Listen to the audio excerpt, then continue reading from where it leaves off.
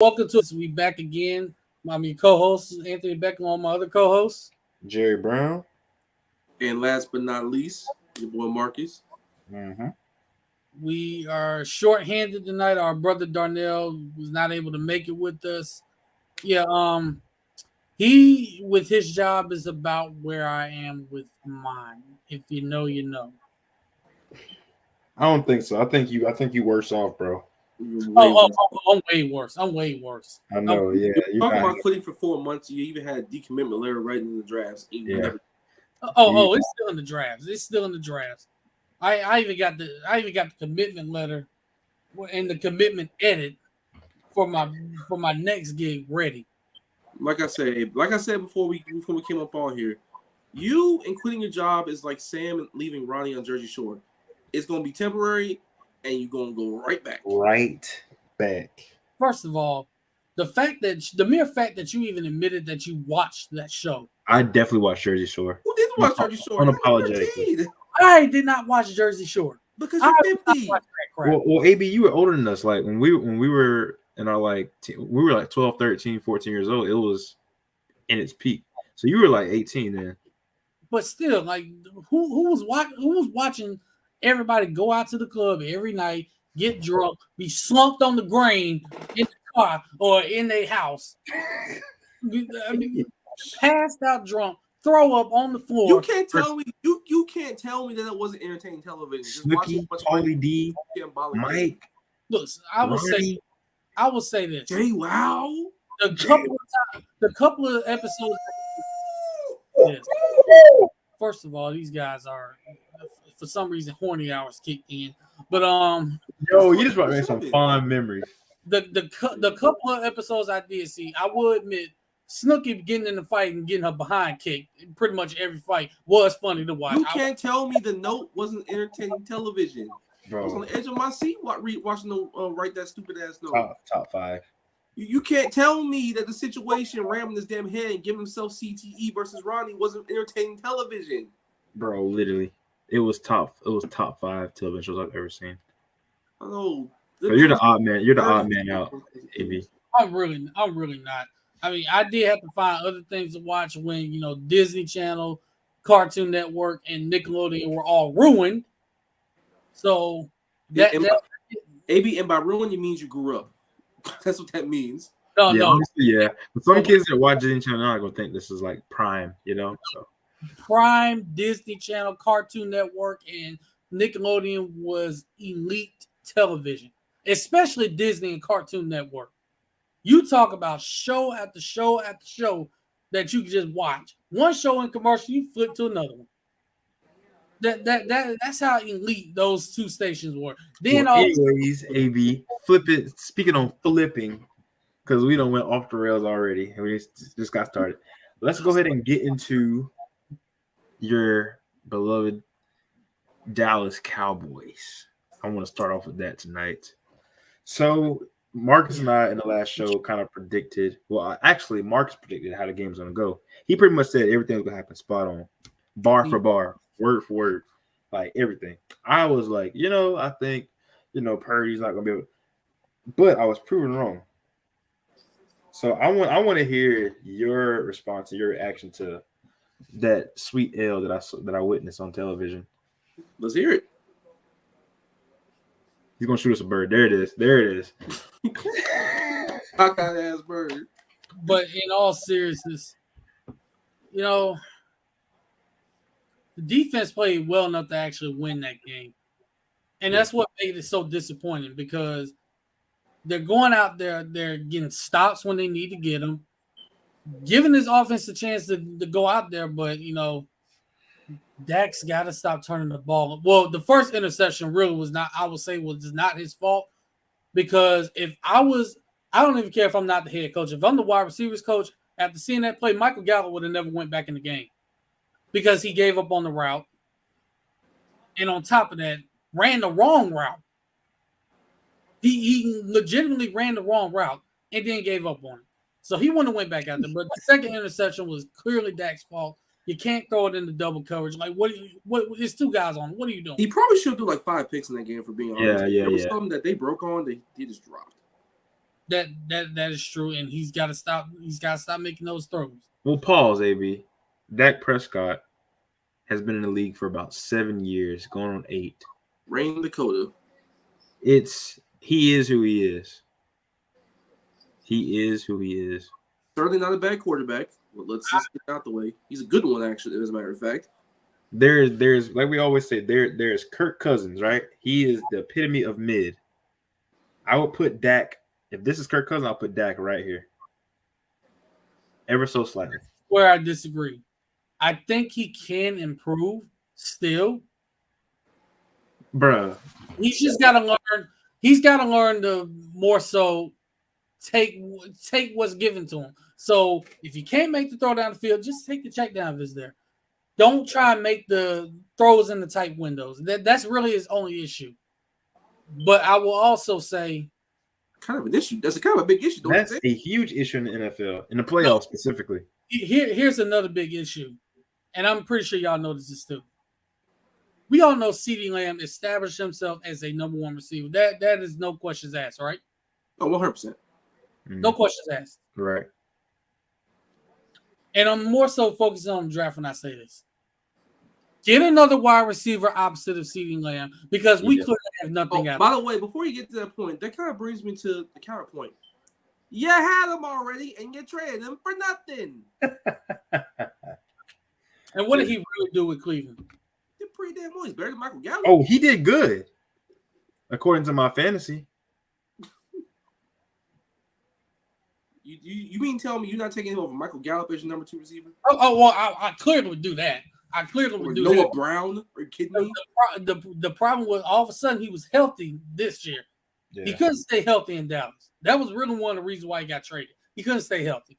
Well, I mean, I think, for y'all. Like, he had 78 catches for 1,160 yards and 9 touchdowns. I think he'll take that in Dallas right now. Yeah. But really come in handy, don't you think? It would have for this year and really, especially this game. I will admit that. But I will also put forget the trial. He's guilty. He got to go. We send the Kellen Moore off the jail. I knew you was to Kellen Moore. We send him off the jail. Y'all have known me for years. Y'all have, especially you, Jerry. How many years have I been preaching for this man to get off my staff? I've seen the tweets. It's been a little while. So I gave him a pass for 2020 due to all that getting hurt, playing Ben. We literally had Ben DiNucci and then janitors playing quarterback that year, and half the team got injured. So I gave him a pass that year. Like you can't put that on. I mean, nobody's predicting that. Last year, really, it was about halfway through last year is when I said, "That's it. You got to go," because he did it again. Just kept trying to get cute. Kept trying to go away from what was working, trying to implement most of it. Was like, for the matter of fact, he's interviewing for the Carolina Panthers head coach's job. God, I come before you as that would be the worst thing to happen to Anthony Richardson. I will say, to be fair though, a lot of your offense kind of went out the window when Tony Pollard shattered his leg. That didn't help. That did not help either. That did not help either because the offense was actually moving pretty well when he was out there. Then that happened. Like, you know what? It's like, there's anybody I feel bad for, it's Tony Pollard. Like, breaking your leg right before you're about to get paid by somebody, like, that's not that great. Sucks. Well, yeah, by somebody. We all know where he's staying. Better be. Yeah. The NFL is about running backs. They feel like they can always get a running back anywhere, So. Well, see, I think they keep Tony Pollard. This is my prediction. I think they keep Tony Pollard, and unless he takes a pay cut, release Ezekiel Elliott. Although Ezekiel Elliott did come out and say he'd be willing to take a pay cut to stay because he wants to stay. I don't know if he better stay because he ain't going to Wilson starting. You'd be surprised. That man's not starting anywhere else. Stop it. Unless it's a really bad team, he is not. I can name one team right now he'd easily start for. Who? I knew you about to say Dolphins, aren't you? Mm-hmm. No.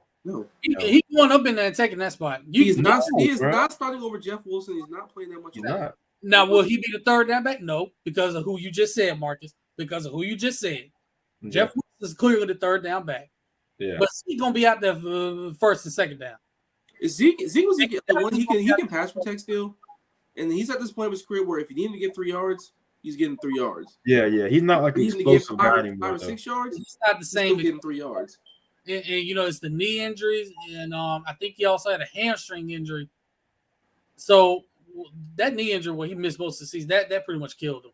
So I think they keep Tony Pollard, and like I said, unless he takes a pay cut, release Ezekiel Elliott, and then draft a running back. Now, who they draft, I don't know. You got there's one Cowboy fan I saw said, please don't get Bijan Robinson. I'm like, why?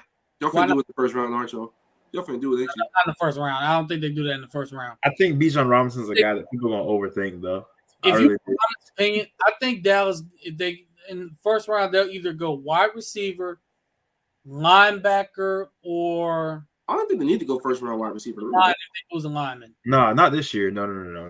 Just way too many guys are good that people are gonna wait. Too many good guys. Like there ain't nobody, in my opinion, that stands out to the point where it's like, oh, we gotta grab like.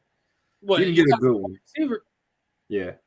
So you want to say Jackson Smith? Johnson's not good enough to go first round. Who? Quentin Johnson from TCU. He ain't good enough to go. Would not say he's not good enough to go first round. There's too many guys who are good. Like generational talent out of that you can wait. You can get other stuff that you need first. Because somebody's gonna get Marvin. Like somebody's gonna get Marvin, right? Okay, he's Marvin. He's eligible next year. Oh my God! Right, I forgot. So yeah, exactly. There's Jesus. I will say this: if they do go wide receiver, there's one player that I hope they get. Is Jackson to solve all of the number 2 receiver problems immediately? Who? You almost just said his name. Jackson Smith, nigga. Jackson Smith. What's wrong with you? What's wrong with you, man? Why are you like this? He's a slot receiver. I'm saying that right now. Good one, and he'll be very good in the league. He's a slot receiver. But he solved it. Look, you want somebody to go across the middle, be a mismatch nightmare in the slot? There you go. You already put CD there, so you got to figure that out. CD can play anywhere, though. Yeah, he can play anywhere, but you mostly put him inside because he's so damn fast and athletic. You tried it on Fred Warner, which on anybody else that's a hell of a call, but Fred Warner's a damn alien. Fred Warner's a freaking demon, bro. Like, count on your hand the amount of linebackers who you can do that with. Nah, he is. AB, I got an unpopular opinion for y'all, though. I think y'all need to focus on getting a particular player for not this upcoming draft, but the draft after. You know who it is? Who? It's Brock Bowers. They're pretty good tight end right now, though, I will say. Yeah, but Brock Bowers is there. He could create so many mismatches. Right. You know what I envision? Yeah, he being listed as a tight end. Exactly. You going right what I'm saying. Listed as a tight end. How often will he actually play tight end? Yeah. He'll be everywhere. Think about it. You would see him split out wide a lot. Yeah. He's very much a tight end. If I want a generational player, I mean, Atlanta might as well give up Kyle Pitts because they ain't using him right. Are we sure he's actually generational in this league? Or we just okay, yeah, I think that's premature. Are we sure? Because he's used wrong. Because generational, in my opinion, right? Even because think about some of the generational guys that we've seen. They can be in sucky offenses and still like produce. Well, see, he got hurt this year, but last year he had over 1,000 yards. And the offense is terrible. Well, yeah. Let's say he's not a bad player. Like let's get out of the way. He's good. He's actually very great. He's damn good. It's just that are we sure? Generational. He's like Travis Kelce-ish. Like, are we sure about this? I think he'll be good. He'll be an asset to any offense he's in. Don't get me wrong, he will. I don't know about FedEx Boy is not using them correctly. I will say that. I think he needs to get a little bit stronger, in my opinion. I agree. They does need to get the weight room a little more, but they are not using him the right way. So that's why I was saying, look, if I imagine him in Dallas's offense, I think he would really thrive because. Well, with Kellen, first of all, with Kellen Moore, the hell about it there, and the new offense coordinator. But offense, wait for a new offense coordinator for several years, and you're still back at square one. Yeah. I mean, who we trying to get the offense coordinator, bro? What you gonna do? Bring Scott Linehan back? All I'm gonna say is this. Now, I agree that does need to be better, but I will also say this: go back and look at Dak's numbers pre-Kellen Moore taking over, and then after Kellen Moore taking over. That's all I'm saying. Well, he actually got to the playoffs and won a game with Kellen Moore. We did that without him too. We did that without him. He got to the same spot each and every time. But what I'm saying is his numbers were Paul George. My bad. His numbers were better without Kellen Moore calling the plays. I don't know what it is that he's doing. Like he psychs himself out. He tries to do too much as a play caller. It's like, dude, you don't need. It's a lot of stuff like you don't need to do that. Just be simple. Like call simple plays. It's not that hard. Yeah. Like he'll call the stupidest plays at the wrong time. We'll be rolling on offense, and all of a sudden there was 1 3rd and 10. That was really weird that he called all curls on 1 3rd and 10 on one possession. I was like, what are we doing? You see what I mean? He'll do stuff like that, or we'll be rolling, be moving down the field. All of a sudden, he wants to run like a reverse, some kind of trick play. Like, dude, like, what are you doing? We were rolling. To be fair, he called a pretty solid game this time. But he can't control Dak Prescott throwing the double coverage. That part's true, but did he really call a solid game? Yes, you were good enough to win. Yeah, y'all were. Defensively, we were. Nobody told you to turn the ball over in the red zone. Factuals. Get this man off. That's the truth. No, but no one told you to miss the extra point either. I'll go a step further. The stench of Doug Nussmeier is still on my. I thought I was done with Doug Nussmeier. You can cope all you want to it, but Prescott throwing football. AB, you're doing a whole bunch of deflecting. This is copium at its finest. Yeah, this is coping. I'm being serious when I say this, especially about Nussmeier. I thought I was done with Nussmeier. I really did. We all Gator fans. I thought I was done with Nussmeier. I was like, yes, he's gone. I get annoyed. How much of an impact does he really have? He coaches the tight ends. One of your best parts of the team. Yeah, so. The best part of the team is CeeDee Lamb. I said. Dalton Schultz is hella reliable. Peyton Hendershot can be a weapon in the future, I think. You're fine in tight end. Okay, AB. You know what? We're going to stop sugarcoating this crap. Is Dak Prescott a franchise quarterback capable of winning a Super Bowl? Yes. He's a franchise quarterback. Oh, my God. Stop tapping. Yes, he is. Do we need more around him? And he does need to be better. He does need to stop making some of these tight window throws that don't need to be made. I agree with that. I've not denied none of that. That's what y'all don't understand. I have not denied any of that. I've said he needs to improve in these areas. But he needs a couple more weapons around him, especially at number 2 at wide receiver. We definitely need another running back. Because like I said, I think Zeke's getting released. I don't know if a pay cut or I think he's getting released. But we need a new offense coordinator as well. But I think with all of that, he can be a franchise quarterback capable of winning the Super Bowl. I look at it like this. Is he though? I do think he is.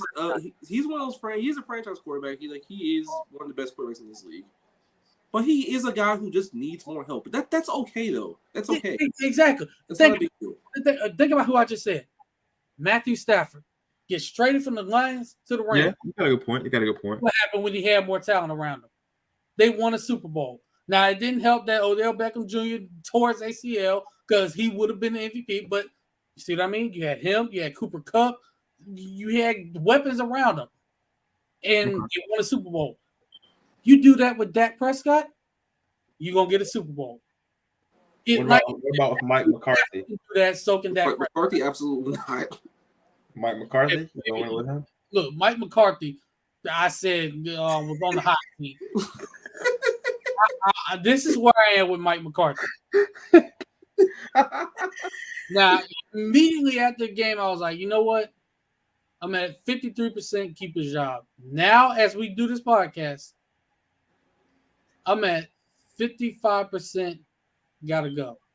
And the reason why is because I feel like he peaked as a head coach for this franchise. I feel like head coach 10 years ago. I honestly feel like number one, you need somebody a little bit younger. Number two, that coach needs to bring in an offense coordinator that's more innovative, unless he's gonna call his own plays, and he's innovative. Time to pay Brian Johnson. That's what you got to do. You know what? If we get a new offense coordinator, that's who I want. Y'all, I'm serious. Y'all really should. Because think about what Brian would do with Dak Prescott. Exactly. That's why I want him. Because I'm telling y'all, you will see improvement. I'm telling you. That's why when everybody wants to blame that, like you gotta stop putting all the blame on him because it's not all his fault. It's not me defending them to the moon and back. I'm not doing that. You were doing it in the group chat 5 hours ago. Oh yeah, he compared him to Josh Allen, y'all. Now, no, I didn't. No, I didn't. This is where I'm going. I'm glad you brought that up. This is where I was going with this. Because they showed both of their numbers in the past. They just said past 13 games. So what I was saying was there's a different standard when it comes to quarterbacks. Certain quarterbacks, and by certain quarterbacks, I don't mean race, people. What I'm saying is guys like seriously. Guys like the Josh Allens, guys like the Joe Burrows, guys like the Patrick Mahomes, yeah, they're all great. They are. But me personally, looking at their numbers, I'm not putting Josh Allen in the same category as Joe Burrow and Patrick Mahomes right now. Yeah. The fuck? Patrick Mahomes and Joe Burrow don't turn the ball over anywhere near as much as they do. I'm not putting that there either. But by the way, I will say this about Josh Allen. Let's compare the rosters. You do know Josh Allen has to do like 70% more than what Dak Prescott has to do in the Dallas Cowboys, right? You are aware of this. Well, you said he's what? He has to do a ton more than most of these guys. A ton more. Mm-hmm. Exactly. Name the best. You know what the best running back on the Buffalo Bills is? Oh, James Cook. It's Josh Allen. Stop it. You said running back, so you ain't say ball carrier. If you would have said ball carrier, that'd have been different. No, I said because they can't run the ball worth a shit. Yeah, they lost. They can't. You're right. But they don't hold him to the same standards they would have Dak Prescott. Yeah, he led the league in such. We know that. He played less games. He did it less games. That's the other part. That's true. All that's true. He led the league in turnovers. Yeah, because Josh got to run the ball all the time because they can't do anything else. Total turnovers. And you know, this ain't the first time his name been up there in total turnovers leading the league. Well, he didn't lead the league last year, but his name was up there. But he also got high usage rate, bro.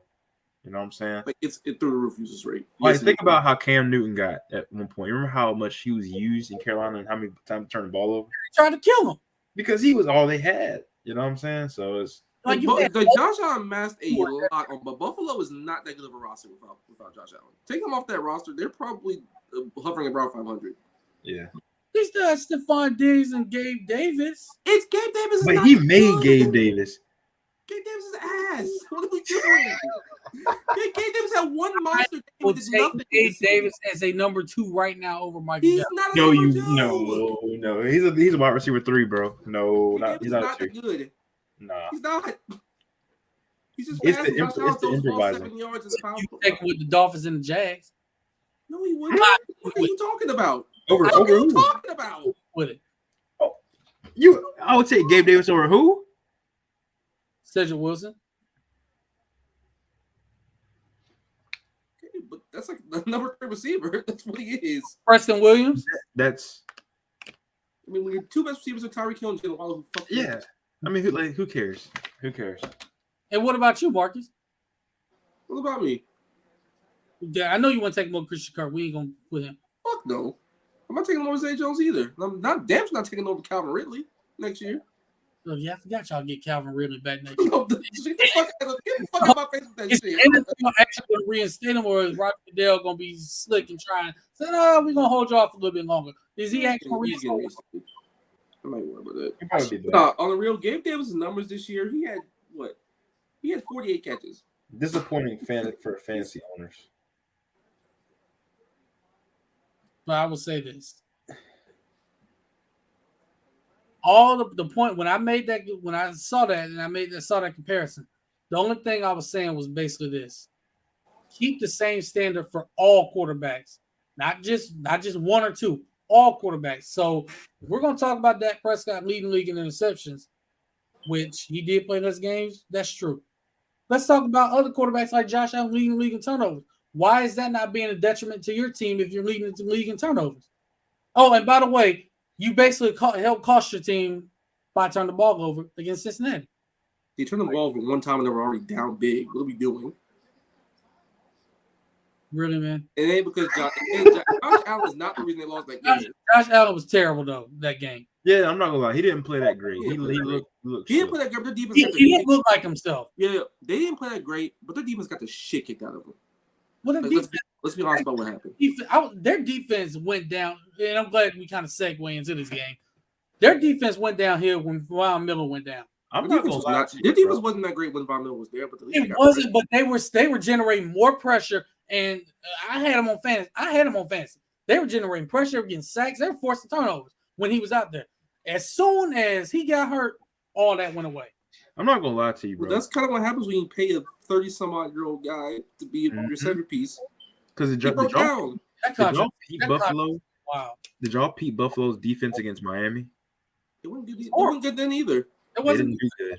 They didn't do good. And Josh Allen also didn't look great in that game. So their offense is flawed. That's why I said if they're below 500. Who on that defense saved them against the Dolphins? They didn't, even though their secondary was banged up all year, which is so funny. And they were trying to like have this man on the bench. I'm like, bro, Kyrie Ewan's you kind of gotta play him. Your secondary is young. Tre'Davious White didn't come out until the middle of the year. But Tre'Davious White looked like a guy coming off an ACL. This is the dirty little secret about the Buffalo Bills roster. It's getting expensive and it's getting old. Yeah. Fast. Yeah. Tre'Davious White's entering post prime. Like, who's the best player on the defense? Matt Milano? Right. Hey, I ain't gonna say nothing bad about him. I think, but like when your best defense player is an off-ball linebacker, you have problems. I think Marcus got a great point, bro. Like low key, twice now, Buffalo's window seems bigger than what it is because their quarterback's young, but it's really it's not. It's not that big. I disagree with you for this reason. Yeah, the quarterback's young. Marcus hit the nail on the head, though. That's what I was trying to say. I feel like their window is smaller than what it is. Their window is closed. I'm gonna be honest. I think their window did close. It only seems large because Josh Allen's super young. I thought Cincinnati was better than them anyway, to be honest with you. I thought they were going to beat the shit out of them before the DeMar Hamlin incident happened. Yeah. They were rolling in that game before that happened. But, yeah, I think their window closed because the two teams we're going to see in the AFC Championship. Kansas City is not going nowhere. Cincinnati ain't going nowhere. These are the two teams you're going to see in the AFC. They're going to be the two favorites for years to come. Everybody thought, Tyreek Hill's going to Miami. What's going to happen with this offense? Nothing bad. I wouldn't say nothing, but Travis Kelce still exists and Reed still exists. Yeah, exactly. And Kadarius Toney has been. Like, this is not. I mean, yeah, he's a big part of that offense, but him not being there actually opened this offense up a lot more. Does it make them harder to defend? I think it made Pat Mahomes better. Exactly. Because he's not just staring down and trying to. It just made them harder to defend because you're playing a lot more 13 and they can run the football now with Pacheco on the offense. Right. Yeah, right. So it's like you're not really doing anything they're not going to be hurt by him gone. I mean, yeah, like I said, it's a big piece. Like Patrick Mahomes got hurt during the middle of that game and they won a 98-yard touchdown drive. Bro, that's what I'm saying. Like Chad Henne, former Jaguar, by the way. Former Dolphin. Congratulations, Chad Henne. Damn, Marcus, you gotta do that. You gotta freaking. It wasn't even Chad Henne. It was fucking Pacheco. We dropped a pick on that drive. Pacheco ran into his own lineman and then just turned on the Jets. I'm like, wait a minute. Because everybody flowed this way. He ran into his guy and then he just kind of bounced off in his. I think he should have stopped a little bit earlier and cut back, and then he would have scored. Let's talk about that game right quick. Oh, so let's talk about that game because that was a game that I said in the last episode, if Jacksonville plays their game, plays their style, it can get interesting, and it did get pretty interesting. It did. So, like Marcus, how did you feel about the game, bro? Now the high ankle sprain didn't help Kansas City, but Yeah. Well, had the chances. I mean, defensively, like Mahomes did what the fuck he wanted to do when he was healthy. Like Travis Kelce just found ways to get open like every single time. Like he had 14 catches for 98 yards.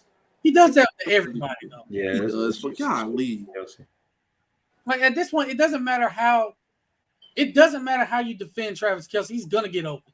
Like he's just one of those guys where you can at this point just pray. Just pray. Like that's all you can do with not really.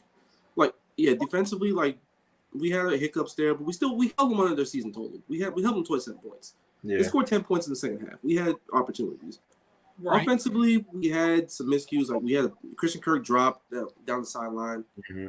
JaMychal Hasty dropped with a plus in field goal range. That deep bomb that Christian Kirk. Oh my god! I was like, bruh. That was a shotgun blast to the chest. the Jamal Agnew fumble at the 5. Like, man, I know Marcus got to be sick to his stomach right now. I was so sick watching it. I was like, no, he put it right on him. It was a dart down the field. It was one of the best ones I've ever seen him throw in his first part. It's one of those times where if I was the head coach and I saw that, I'd throw my headset. Like, come on, man. But like, I think one thing, bro, like one beautiful thing about the playoffs is like we as fans, we all know what our Achilles heel is all throughout the season. And when you get to the playoffs, you literally lose the exact way that you thought you'd lose. Like Marcus, now y'all know. Well, I think we kind of discussed that y'all actually need to get another wide receiver, like a wide receiver 1. You know what I'm saying? Like a legit wide receiver 1. Oh yeah. Like fortunately we did. No, Jerry, they have one. It's just he got suspended for a season for $1,500, which is still wild to me. Yeah, it is wild. How you get suspended for a whole year for betting $1,500 on your own team? By the way, Yeah, that's all weird. thing I will say about the gambling stuff, but you pick up your wife and only get 6 games. I will say though about the gambling stuff, the precedent's always been there. You get suspended for a year for gambling, like, period. In this league, it is what it is. $1,500 and it's on your own team. The precedent has been there for 70 years. But you can kick your wife's behind and only get 6 games. Somebody tell me, somebody with brains, please make this make sense. How? Like that does not make sense to me. I feel like this. Yes, gambling is terrible. It shouldn't happen. You shouldn't be in the league doing it. I understand that. But you got players literally beating their wives, beating their girlfriends, got domestic violence disputes, and they only getting 6 games. Like, I'm sorry. That just don't sit well with me. Well, it doesn't. But I will say though, like it should be a lot more than 6 games because they're domestic violence. It's domestic violence. I would say though, but like players getting caught up in gambling actually directly impacts the game.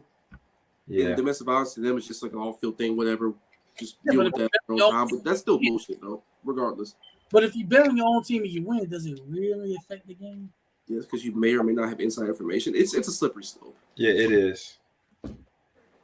I get it. Yeah, and like I said, look, I look at it like this. I don't think it should be a whole year. If you're gonna suspend players for domestic violence for 6 games, y'all gonna think this sound crazy. I think gambling should only be 6 games, if that. Gambling is the only thing that NFL for like 70 years has ever been consistent on. That's the funniest thing about it. Sure as heck. There are flaws with it. Gambling, they got that because it kind of plays with their money. You know what I'm saying? So it's bad optics, but like be a fucking fan doing shit. Like, I say freaking this. fan doing ESPN. I hate. But back to the game though. Back to the game. Honestly, I looked at this game. I'm thinking, yeah, you're right. Jacksonville, they had a chance, but I looked at the defense. And I'm like, that's where they really had their chance to really get back in this game and actually win this game. Patrick Mahomes' mobility is compromised. He has a high ankle sprain. He was hobbling trying to get handoff off. Yeah, he literally had to hop to the hand to get the handoff. Like, Mike, just say high ankle sprain. If this were week 6, he would not be playing next week. Nah. Now they did say he woke up the next morning feeling way better than he did that. So, I'm sure. I'm sure he did. That tour dog was going crazy. As somebody that had a high ankle sprain, I can tell you that the injury is very different because on one hand, it can be a 1-week injury. Another, it can be a 5.5-month injury like it was for me. It took me 5.5 months to fully recover. After 2 months, I still couldn't run I couldn't run, period. You saw and you don't have 300 pounders running after you trying to knock your head off. That's true, but I'm talking about just the injury in general. No, I'm talking about one of those injuries where like you really don't. How can I put? It's really not a timeline. So because like I said, it could be a week and you better already, or like I said, for my case, 5.5 months. Yeah, it varies because it's tricky. Like it's one of those tricky. So his mobility is compromised. I thought, okay, his mobility is compromised. Jacksonville has some pass rushers. Rush the passer, get That's out. That's what I thought too. Okay, I did. We got more pressure on him when he was healthy than he could actually run. Yeah. That's the right. That was the problem. Is like they just did not do it. And I'm like, We didn't blitz either. That was weird to me, man. Still elite. We just refused to do it. It's like you got to send the house, and you got the athletes to do it, and you got the corners to do it. You know, so I just didn't really understand that. It was weird, but like offensively, like our game plan was kind of iffy a little bit. Well, I wouldn't say iffy, but like by the third quarter, I was like, okay, we're doing a lot of dump offs here. We're trying to make our DBs tackle. They're doing it, and in the interior, we just could not block them. Yeah, I will say this: for as much flack as that defense is getting, I'm a little wary of that defense in Kansas City. One thing I can say about their DBs is they will tackle. They are willing tacklers. They ain't them DBs, diva DBs that like that's only there to get interceptions and stuff like. No, they actually getting they getting down in there. They tackling. They are. I will say that they're gonna have to do that this week because this group of wide receivers they about to face is they like that. See, I think the only thing I would not be surprised if they lost at all because I don't too much care for the Bengals. In fact, I'm not gonna be surprised. Period, whether they win or lose. Yeah, I don't too much care for their edge rushing. I'm not gonna lie to you. That's true, but Chris Jones. You forget about the man in the middle. They can generate a pass rusher with him. Yeah, he is like Jones. He's probably the most dominant interior passer, but not named Aaron Donald in the NFL right now. But I'm gonna say this though. Yeah, I don't really care too much for their pass rush, but that Cincinnati offensive line is a little compromised right now too. I think Chris Jones can wreak havoc, but I think Carlos Dunlap could also wreak some havoc on the edge. That's about the one guy I think can actually do it. Yeah, that's he's still got. I would say their offensive line sucked last year, and it was even worse than it was right now, and they beat them. So that's true. I think honestly, it's going to be a really close game. I think revenge is going to be a fact. I think they can't say they want this. I think this was the AFC Championship. But what I'm saying is, I think this is the team they wanted. I think they wanted Cincinnati for this reason. Are we really doing narratives right now? He's pushing the narrative. I'm not pushing on narrative. Like this is a narrative, baby. This is a big narrative. I look at stuff like this. Like sometimes there are teams that want certain teams. It's like that in the NBA. You know how sometimes in the NBA playoffs happen where they finna go to playoffs, teams will kind of tank to get in certain like stuff like that can happen. But NFL is different. I don't think it's gonna be like that. I think these teams pretty much gonna focus on this year. Like I don't think they were the two best teams in the AFC all year anyway. This was going to be the game. I know people loved Buffalo so much. In the beginning. Not in the beginning they weren't. Yeah, but like week 6, it was like, whoa, wait a minute. What's wrong with this team? They looked like a team who had a bunch of new stars in their offensive line. Just got together about like week 5. They were the best team in the AFC after that. Yeah. Yeah, I would say them, and I will say this. I think everybody and their grandma pretty much picked these two teams to be in the AFC Championship game. I'm picking these two teams to be in the AFC Championship the next 2-3 years, probably too. If I'm going to be completely honest, both quarterbacks, both got well. Cincinnati got the best trio of receivers in the league. Yeah, really good defense. Kansas City, really well coached defense. Kansas City now has a running game again. Yeah. See, I think that's the other difference this year than last year. Last year they didn't have much of a running game, and it hurt them. Right. This year they have one. I mean, they could run the ball a little bit. They just never did it. No, not like this year though. Where's Clyde Edwards-Helaire? In hell, he's hurt. He's healthy right now, but he's not playing because Pacheco's better than him. Yeah, Jerick McKinnon. But that's true. Yeah, he tweaked an injury too, though. I think that's part of why he didn't play. Even healthy, he's not playing that much anyway. He's not. You have Pacheco, and then you have Jerick McKinnon. Yeah, Jerick McKinnon. Experienced vet, still got the athleticism. Very good pass catcher. Jerick McKinnon, even though let's not talk about it. I couldn't stand him for the first 3 years in the league.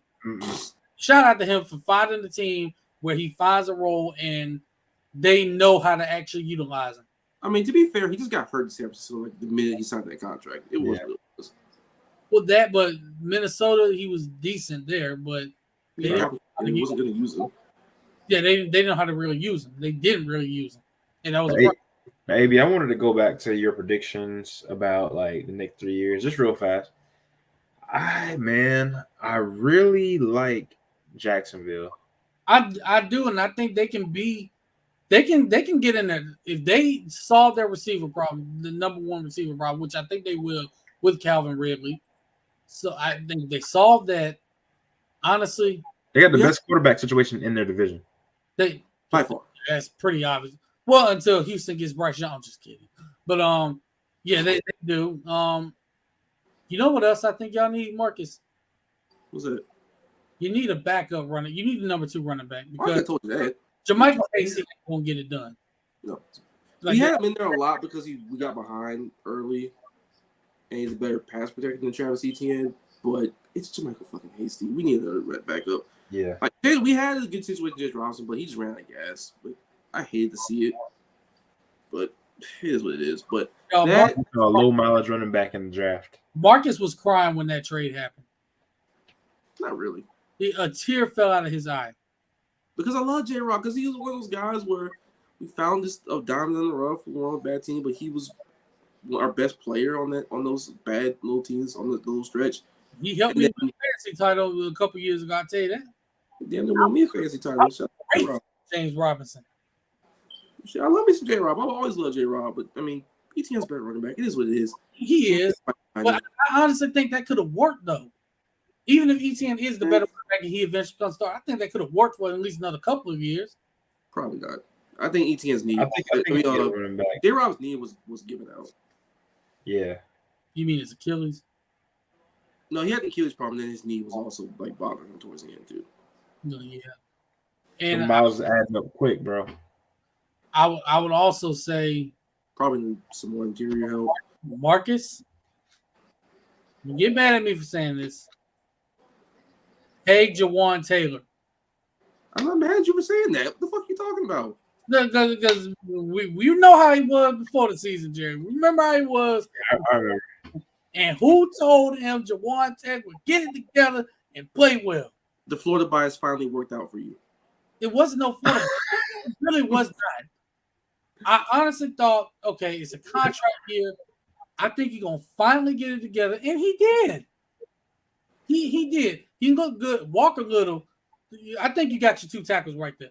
You got your 2 tackles in Walker Little and Jawan Taylor. That's set.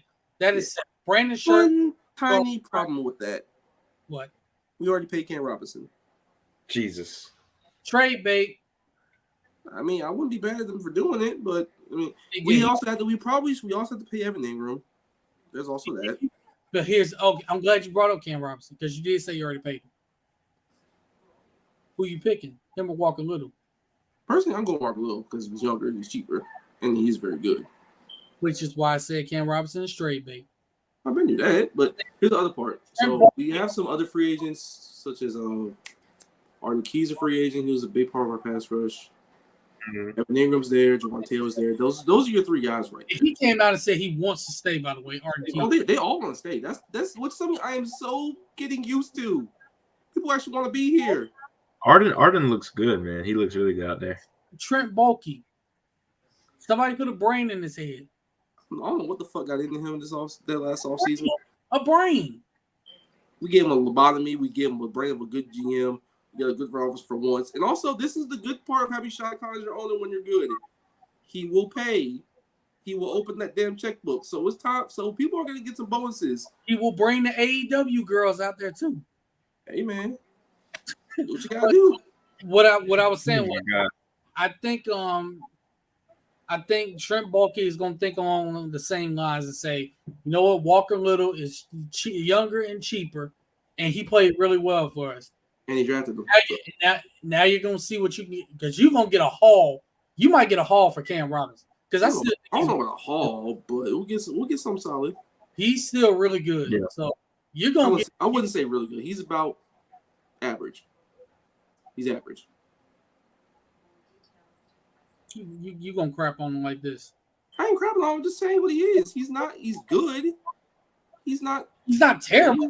You'll get. He's a Jaguar fan. He watches him on a weekly basis. That's very true.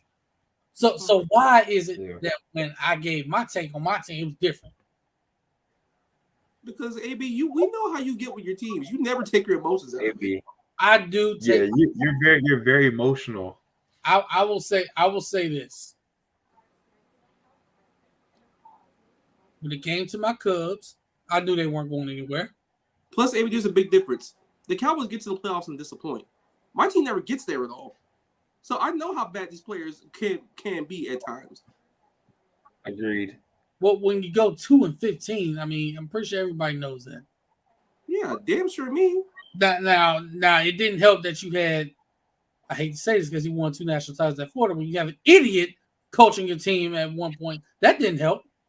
The way the announcers were trying to like beat around the bush, I was like, guys, like stop. It's like it's real at this point. They were treating his name like it was fucking Lord Voldemort. Just say his name. Yeah. Urban. Yeah. Urban Meyer. Bourbon Meyer was the problem.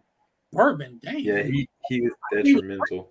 Dog, y'all just knew what he was drinking? Yes.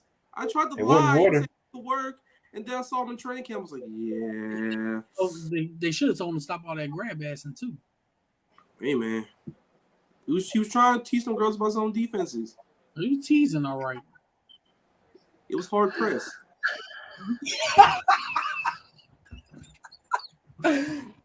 Marcus, why are you like this, man? You have a dark sense of humor when you cheer for a team that's historically fucking awful. Yeah. But I am very excited for the future. I'm excited to see how we figure out the cap situation right now going into the off season. You're a lot of signing bonuses. There's also rumors going around that a lot of people on this team are gonna take restructures. That salary cap out a little bit. Question: who stays and who goes? Free agent. All right. So who are? I will ask this. I'll ask like this: who are the top 5 free agents y'all have right now? Outside of Juwan, Ingram, and Key, that's really about it. Honestly, that's really the only ones you really need to resign. So those 3. So who goes then? If I had to put money on it, probably Juwan. If not him, it's Key. Because Ingram's still coming back. Like he's back. Unless somebody blows him out of the water with a deal. Not in this time of his career. Not in this time of his career. Plus, he really wants to. But you always had that one stupid team that might do it. Yeah, that is true. Us last year. Us last year, except it all actually worked out. Look, I came on this podcast and told you it wasn't stupid like some of your fans were saying. It really wasn't stupid. The Christian Kirk contract really was not stupid. And I think the thing is, we're so used to spending a shit ton of money in free agency almost every year because we pay the Giants tax because nobody wants to come here because we suck usually, and now we don't. Yeah, so like he lived up to that contract. Christian did. So it really was stupid. Okay. Here are our free agents. So we have Dan Arnold, CJ Beathard was the backup quarterback, Ingram, Adam Gotsis, Trey Herndon, Marvin Jones. He gone. Yeah, he's walking. He's 33. I love Marvin. He's a leader, but we need to go. Arden Key, Chris Mayers is a blocking tight end, whatever.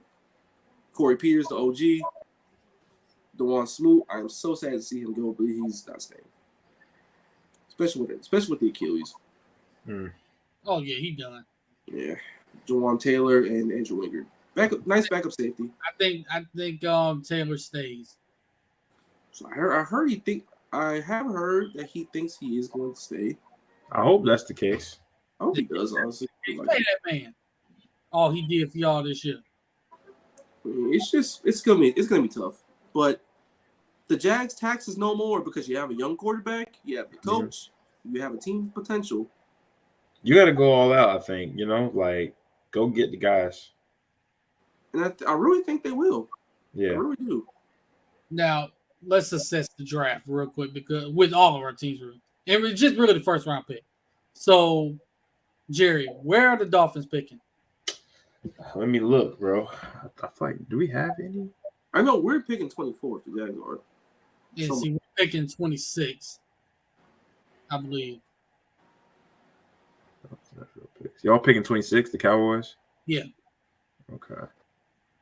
2023. We made a trade before. Y'all don't have a first round draft pick. I don't think we do. You got took from you. Remember? Yeah, we don't. Yeah, we don't have. That's what I thought. I'm like, we don't have one. Yeah, so we don't have one. We traded that pick. You don't have a pick? No, because remember the scandal they got took from him. Oh yeah, I forgot. Because the owner was racist. So yeah, forgot about that. But okay. So where are y'all picking in the second round then? Because that's gonna be your first pick, unless you trade into the first round, which I doubt is gonna happen. Yeah, we're 25th. Second round.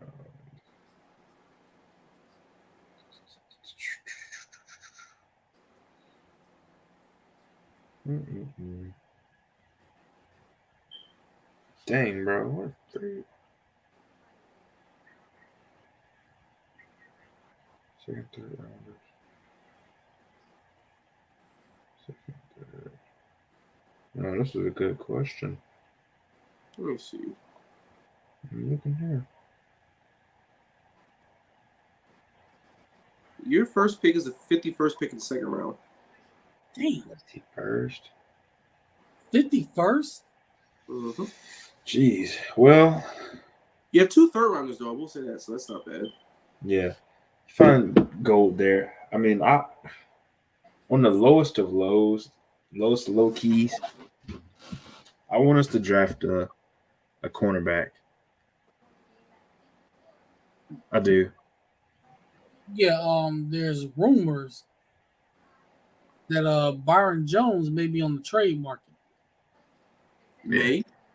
I didn't know he was on the roster still. Yeah. Burns, yeah, he needs. How would you assess his play? When he's healthy, he is He's serviceable. fine. He's serviceable. 30, but he's 30 now, and well, I don't think there's upside to his game anymore. So I think it's like once the quarterback hits 30 years old, he's kind of like on his downward slope. Xavier Howard. Yeah, Xavier. This is one of the worst I've seen Xavier have in a minute. So I just want to see us draft a young corner. So we'll see, man. I'm not anti Byron Jones, but I just think like we can get another guy. You gotta think towards the future. Yeah, at this point for sure. Well, both him and Xavier. Yeah, Xavier, great prime for sure, great prime. But man to man, he be getting cooked sometimes now, bro. Still a great zone corner, but like man to man. Yeah, good safeties though. We'll say that. Man, Javon Holland back Oh, there. Javon Holland is him. And don't sleep on Kahu. Kahu is good. He battled. He made some plays. On a little secret with Javon Holland. You want to know what position he played before he moved to safety at Oregon? Maybe you should maybe you can move him around. What was he, wide receiver? Be a situational corner. Oh, he's a corner. Yeah, that kind of mess. Just draft a corner and keep him safety. You don't want to mess up. I'll take a corner. Put him in the slot situationally. Again, like for example, like if the tight end in the slot.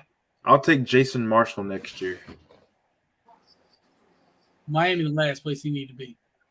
What is it didn't work out for Vernon Hargreaves III. It ain't gonna work out for Jason Marshall. Yeah, bro. He had the athleticism in the NFL. That's true. Him go back to Tampa. That just like that at all. I'm kidding. He just didn't have it. It is what it is. But Marcus, you said y'all drafted 24. Who do you want with the needs that y'all have? Is there one guy that you're looking at more than anybody? One guy, not particularly, but a couple positions. Because we're in a position for the first time in like forever, where it's not like holy shit, we need this guy like now. We got all these pressing needs, all these glaring ass holes on the roster. We really don't have that many holes.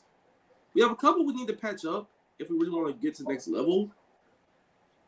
Chief Mundo, we need a slot corner badly. You want Jahmyr Gibbs? I actually wouldn't mind that. I'm not gonna lie to you. Yeah. Low key? No. You already got one running back that's not a great pass block. You want two? I think I'm a receiver. Fuck it, I don't care. Nah, but in all seriousness, it's Doug Pearson I'm talking about. This is a Doug Pearson offense.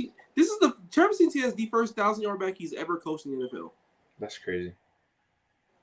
Like he very much likes the committee approach. He wants to win throwing the football. Yeah, like that's the Doug Pearson tax. But in all seriousness, we definitely need a slot corner because outside we have Tyson Cam on the outside. He's fantastic. Darius Williams, we struggled with because we tried to make him a slot corner for whatever reason, and then we put him outside, and he was great after that. And Shaq Griffin was getting cooked, and he's out of here. Yeah. The easiest $10 million I've ever seen a team save in my life. His heart is there. Yeah, and his heart not going to be there because we're going to break it after he gets cut or traded. One of the two. But anyway, we need a slot corner because Trey Harden, he fights, he competes, he's not fast enough. Right. We need that. Probably another pass rusher, or especially a D tackle. Possibly a guard would work because Guard on Dexter. Mm-hmm. I wouldn't mind that great. I wouldn't mind it at all.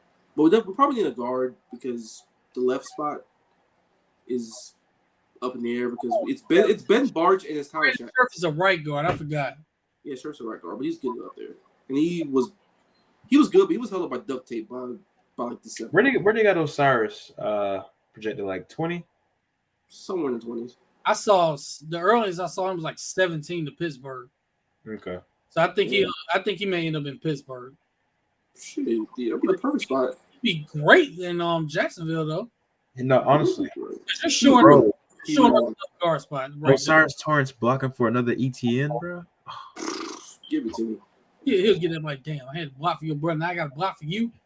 I Yeah, thought no, he's gonna be a great NFL guard. Like, no, whatever he does, he's going to be fantastic. I see him in Pittsburgh. For some, I don't know what it is, but because Pittsburgh knows how to coach guards. But former Gator offensive lineman going to Pittsburgh has worked out really well. yeah, You're gonna go Marcus Gilbert, aren't you? Marcus Gilbert. That did work out well for them. And the Pounce and Marquise Pouncey. And Marquise Pouncey, that worked out great for him. Where did Xavier Dixon coach, go? two things that Pittsburgh knows how to coach. Well, three things: offensive linemen, wide receivers, and good corners. You know, one receiver became scrambled eggs after that hit in Cincinnati. Oh my god! I mean, he had some good years after that. We don't have to talk about that. But as far as Osiris from Jacksonville, do I think we drafted him? Probably not, because I think Jacksonville had to trade up if they really wanted him.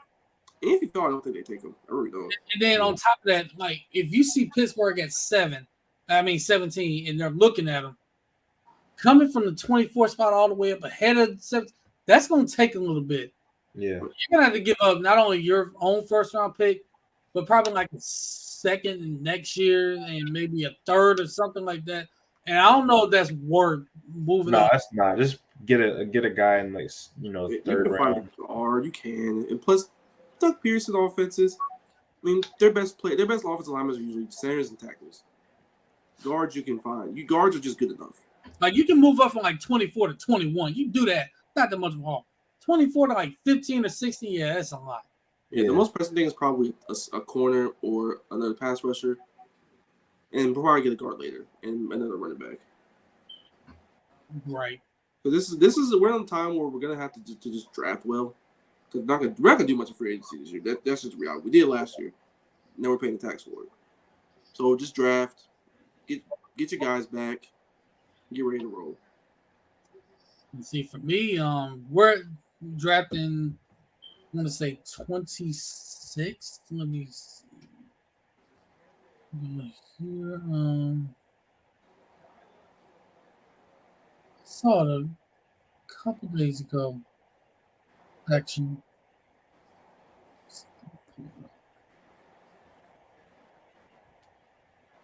yeah,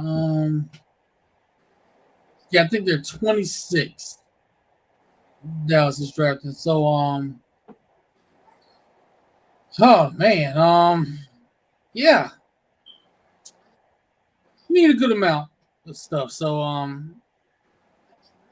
I look at it like this. I would have said corner, but when we put DeJuan Bland out there, I think we kind of short of the number 2 spot at corner. But it does, and Lakumu, I don't know. We need somebody. We need another slot corner to back him up just in case. but not in the first round. I think first round we need to go wide receiver, either wide receiver or I would say safety. Either because I do think we need another safety. I hope they bring back Jaron Curse, but we are going to need another safety along with him. Yo, hold on. I got a question though. Is Donovan Wilson locked up? He's a free agent. Oh shit! And I think he's going to be looking at getting some money elsewhere because I don't know if Dallas is going to give him the kind of contract he'll probably be looking for. Man, I love Donovan Wilson with y'all. I really do.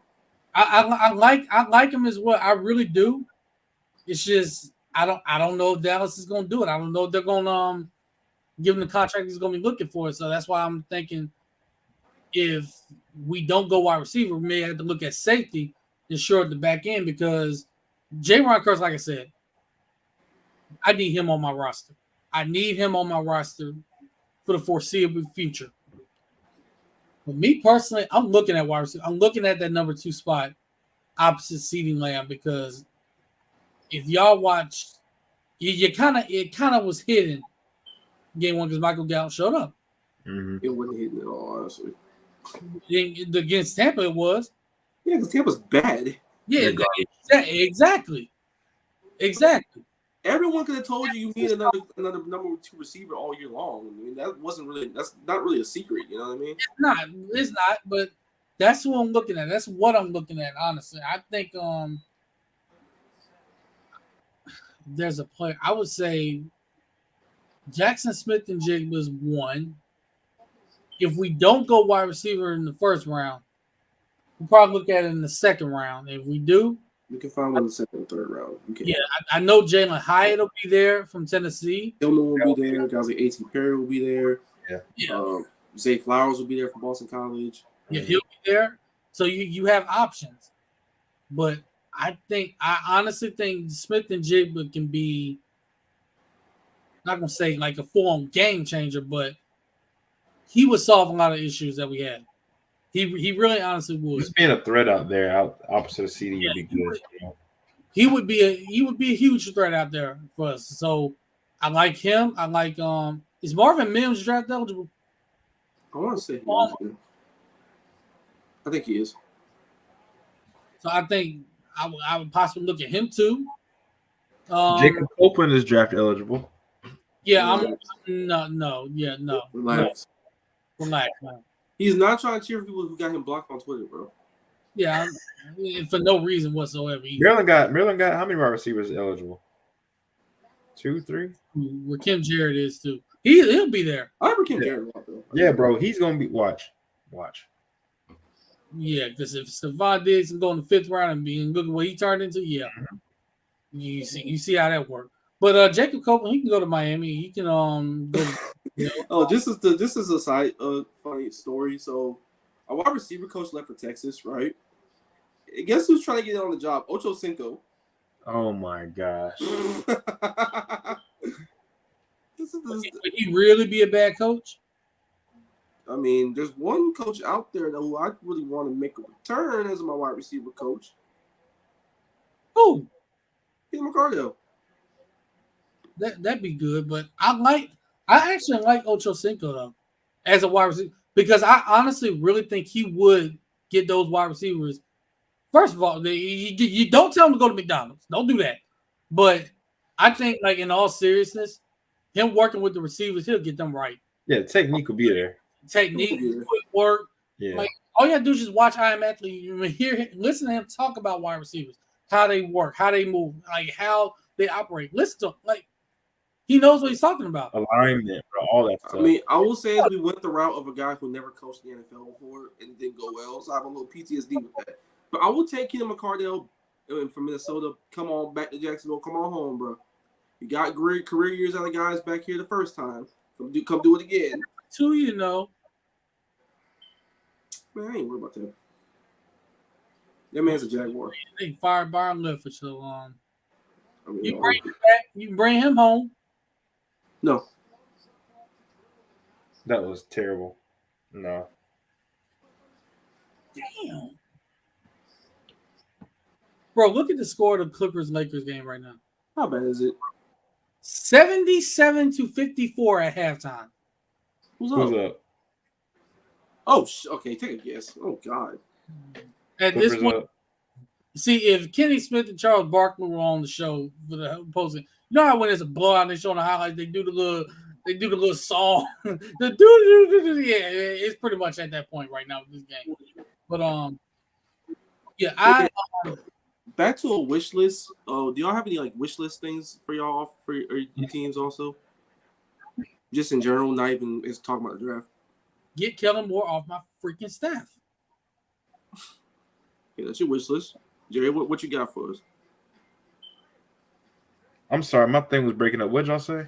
So do you have any wish list items for your team, like outside the draft, to do this offseason? Get rid of Teddy Bridgewater. That's on my wish list. God. Get rid of Teddy Bridgewater. Hometown kid. Bro, he's walking around with a splinter in his finger, acting like he's about to die. And he's the most injury-prone backup to the most injury-prone quarterback in the NFL. Time out. What we're not going to do is mention the Miami Dolphins, the word quarterback, and the word die, and not associate him with another quarterback on this roster. That it almost happened to twice. I mean, Well, that's why you shouldn't have Teddy Bridgewater on your roster. That's why you should have him on your roster, because you almost killed Tua. He gets hurt every time he comes in the game. nigga, what are we doing? No. Well, your wish list should be very obvious then, Jerry. No, you don't. That offensive line. Well, yeah, offensive line as well, but I just want Teddy Bridgewater. If I see Tua die out there, That sounds brutal. Yeah, we need him more. We need maybe 2 more tackles. 2. Yeah, You need 2 tackles and a guard. yeah, and a guard as well. It's because it was bad last year, but like people were, oh, whatever. But bro, it's awful. Why don't you go out there and try and play guard for them? You might make the team. I really might, bro. Matter of fact, call Allen up, man. Tell him to get in shape. Get him right in the gym. My God, He got it. He got the energy to play offensive line. bro. Hey, low key, we can use that man out there as a body, bro. He gonna be a team leader with all that energy out there. Marcus, what's Yeah, your we wish? definitely. So I have 2 things. One, book Shaq Griffin a Greyhound ticket out of Jacksonville, Florida right now. Oh, Yes. That sucks. Plus, he got a really bad back injury. And he's about to be 30, so, like, no. Plus, it's $10 million we save. Get him out of here. And also, switch to a 4-3 defense, please. For the love of God. what the heck, y'all? What was it? What, 3-4? You're playing 3-4. Like, people clamor for a 3-4 for a while because we were really bad on 4-3 because we just had bad players, not because the system was bad. And people saw the tax of a 3-4 defense, meaning your best pass rushers are outside linebackers. The key word is linebacker, meaning they have to cover sometimes. Right. Do you want Josh Allen and Trayvon Walker in coverage? No. That's No. yeah. I That's know not Trayvon good. Walker's an absolute freak, and he can do it sometimes. I don't want him to. You literally just gave me another option for my team in the first round. I'd look at linebacker too, because You trust Leighton Vander Esch long term? I want to bring back Leighton Vander Esch. I think we should. He played the best season of his career so far. So I say bring him back. You already got Micah Parsons, who you're using as a Swiss Army knife. You putting him on the D line, literally. I saw the man literally play defensive tackle this year and still bull rush a guard. He sure hip toss Mike McGlinchey. Toss a lineman horizontally. The man was literally horizontal. Yeah, but also one thing, tell Trayvon Walker gain 15 pounds of playing in a 4-3. Tell who? Today. Who? Trayvon. Yeah. So I'm looking linebacker. Bring back Leighton Vander Esch, but I look at some of these linebackers in the draft that are potential first round. I look at one of them too. I like Damone Clark too, by the way. Like when he's healthy, pretty decent. You need better than decent. Coverage, I don't know, but You need a lot better than decent when you have Leighton Vander Esch was a ticking time bomb.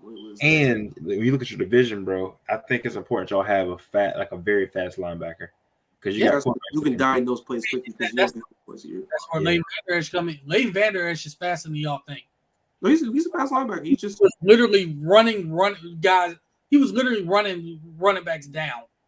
It's just this. You trust his long term. Yeah.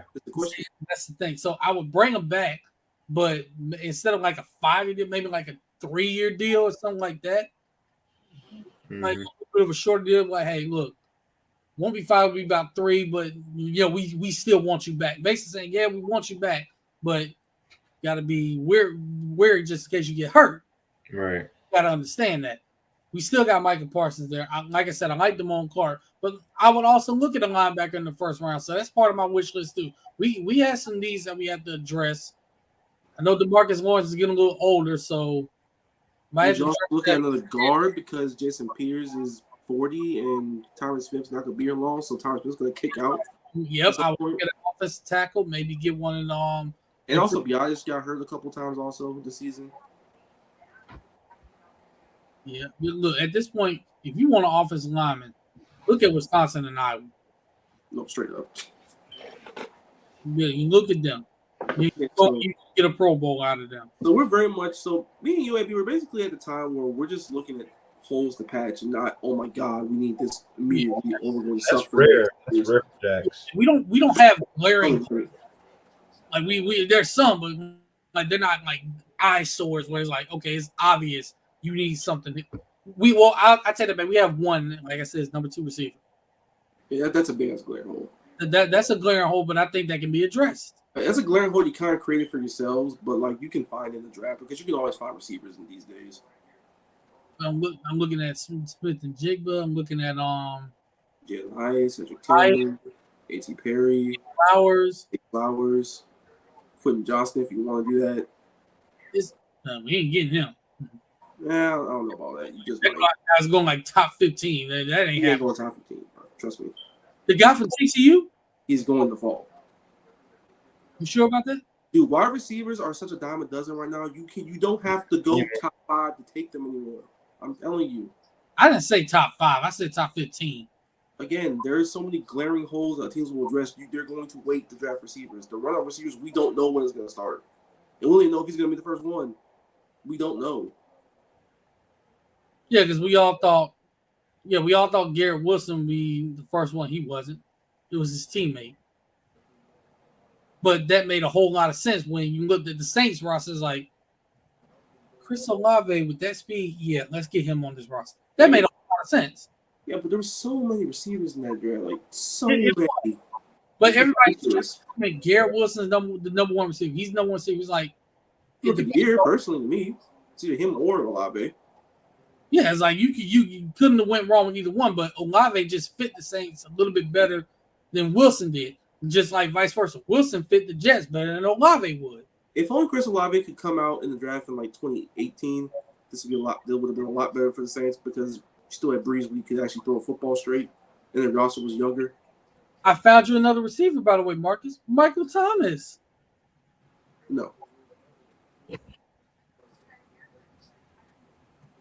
Why not?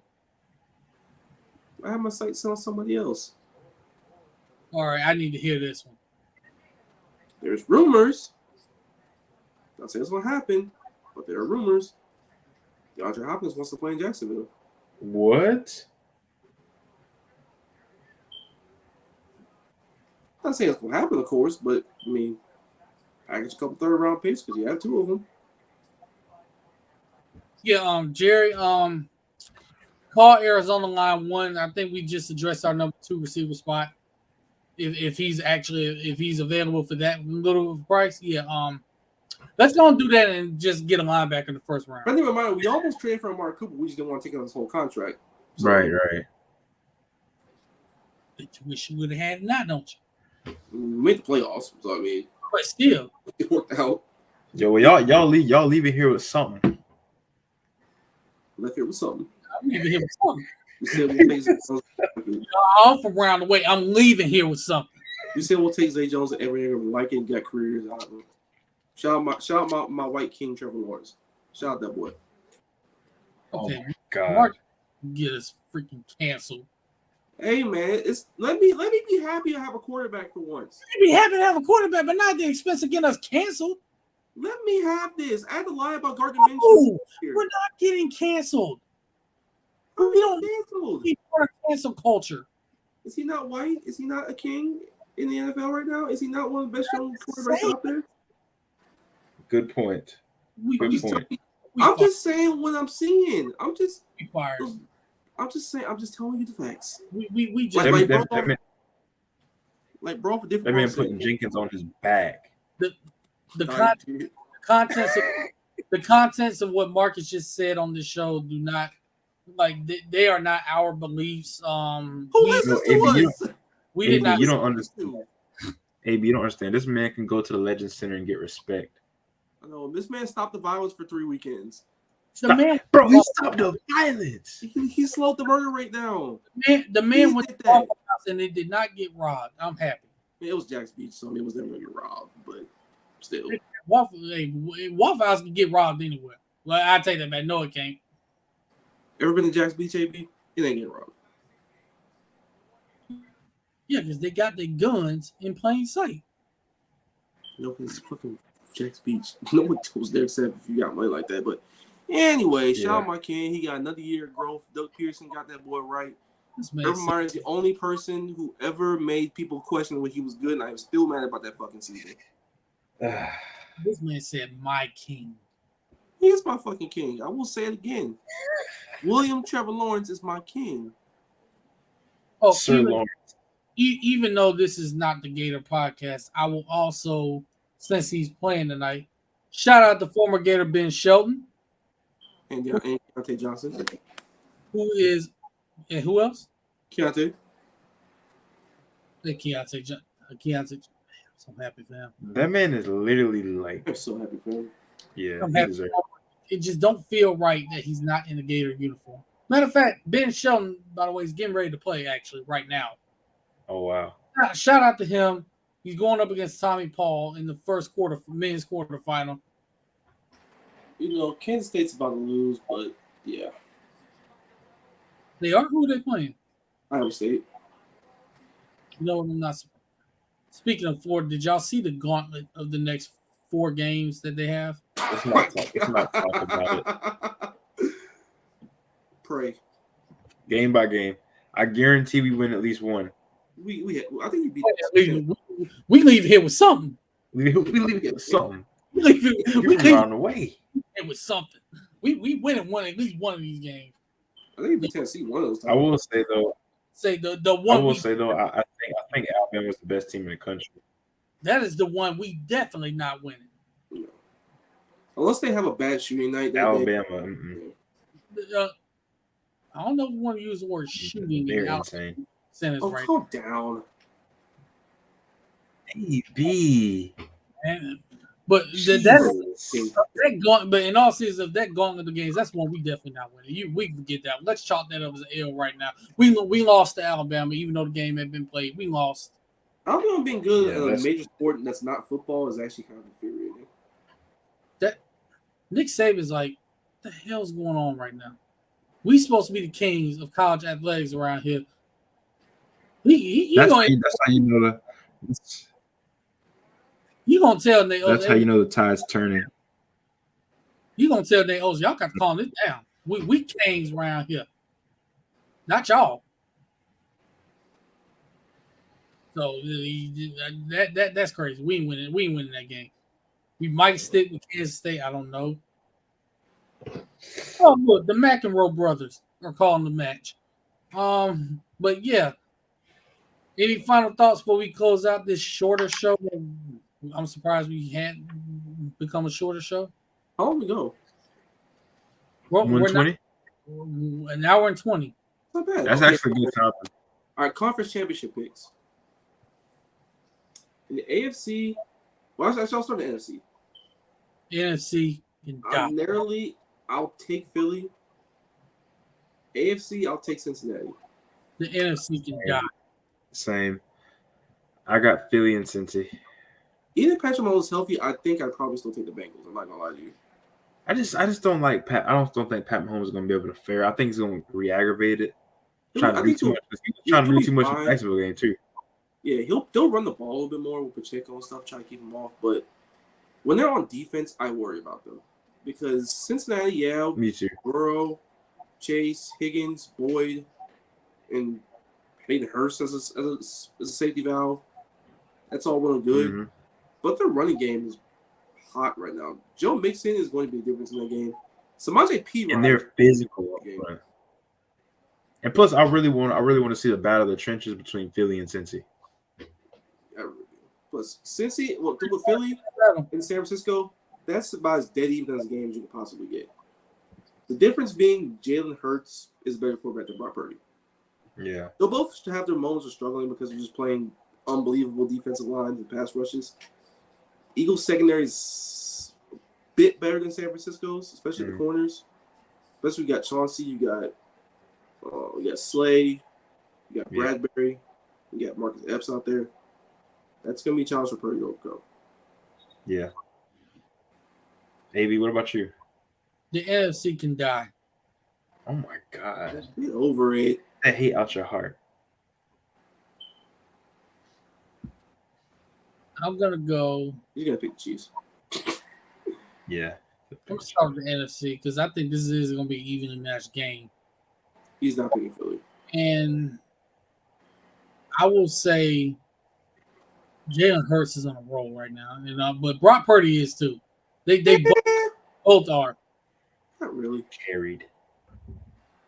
Purdy's been kind of in both those games, if we're being honest with it. He just sucked less than that. He just makes plays at like critical times. They ask him, "Don't fuck it up." Yeah.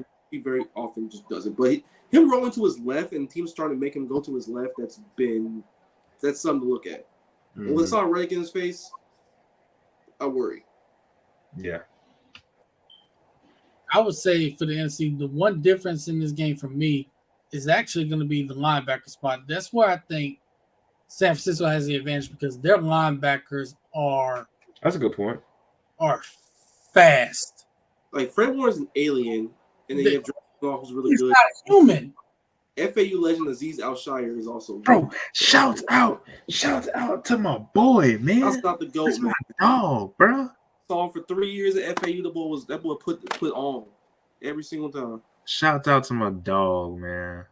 This family, the FAU actually had NFL players. Bro, Hendrickson, bro. Don't forget about Hendrickson. Every year, Motor, we saw who was a freshman.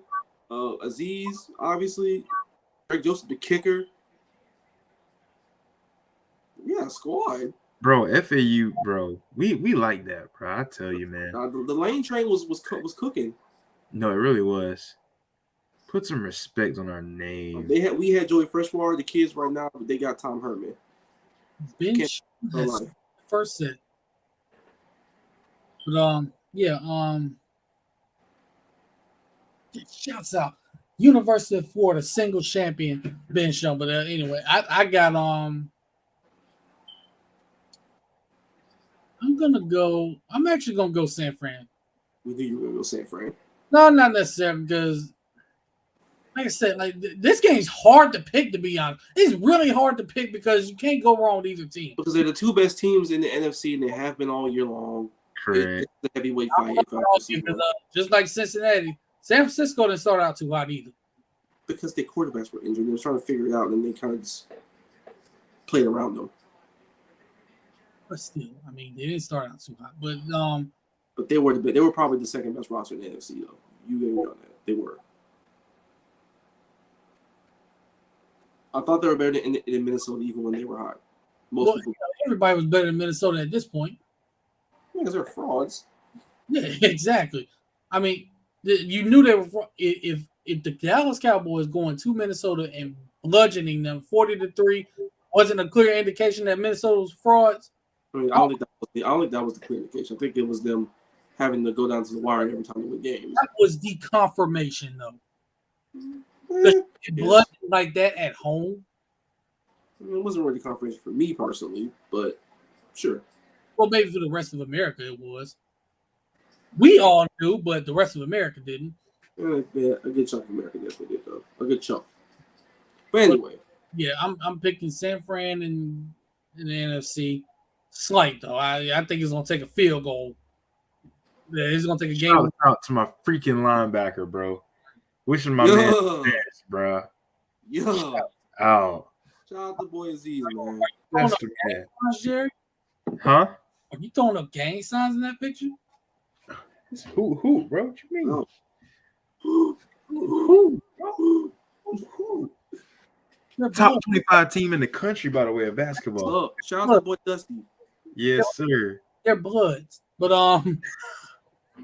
Honestly, yeah, throw up that sign though, or like the white frat girls. So yeah, it was good. Anyway, on your picks, AB. In AFC, look, I got an old rematch: San Fran and Kansas City. Cincinnati, Kansas City. Red on red on red. Yep.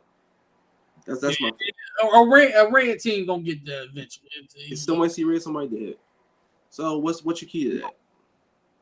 But yeah, I got San Fran and Kansas City. I think you're gonna see their rematch without Jimmy Garoppolo this time. Same result.